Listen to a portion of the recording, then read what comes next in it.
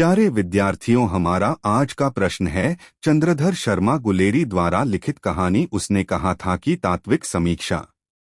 आइए इस पर चर्चा करते हैं।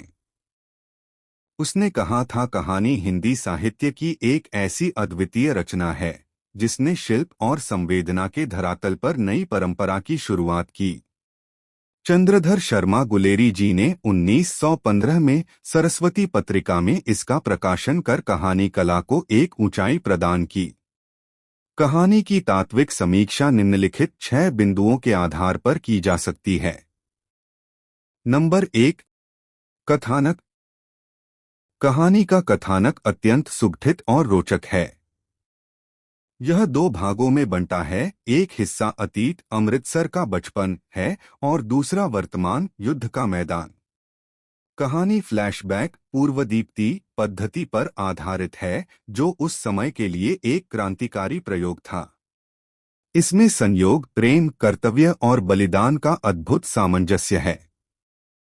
नंबर 2, पात्र और चरित्र चित्रण। कहानी का केंद्र बिंदु लहना सिंह है।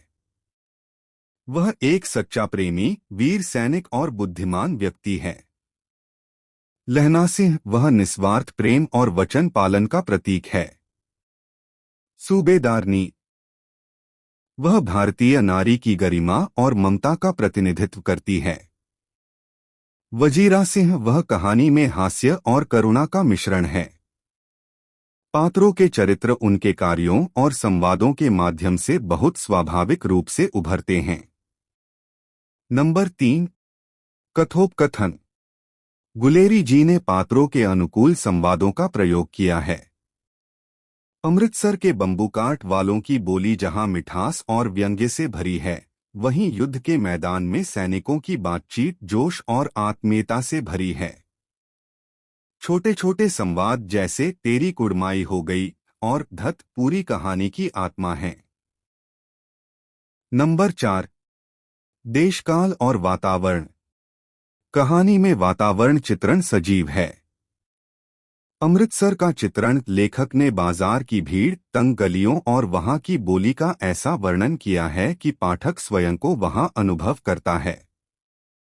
युद्ध का चित्रण खंदकों की ठंड, कीचड़, बमबारी और सैनिकों की मानसिक स्थिति का यथार्थ चित्रण किया गया है जो पाठक के मन में करुणा और रोमांच पैदा करता है।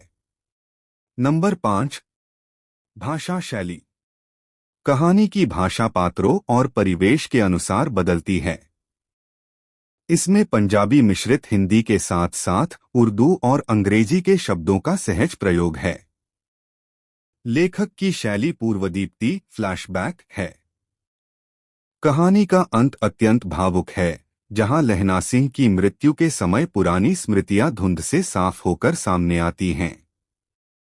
नंबर 6, उद्देश्य।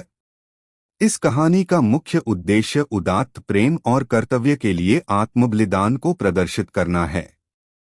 लहना सिंह का प्रेम वासनापूर्ण नहीं बल्कि पवित्र और त्यागमयी है। वह सूबेदारनी को दिए गए वचन को निभाने के लिए अपने प्राणों की आहुति दे देता है।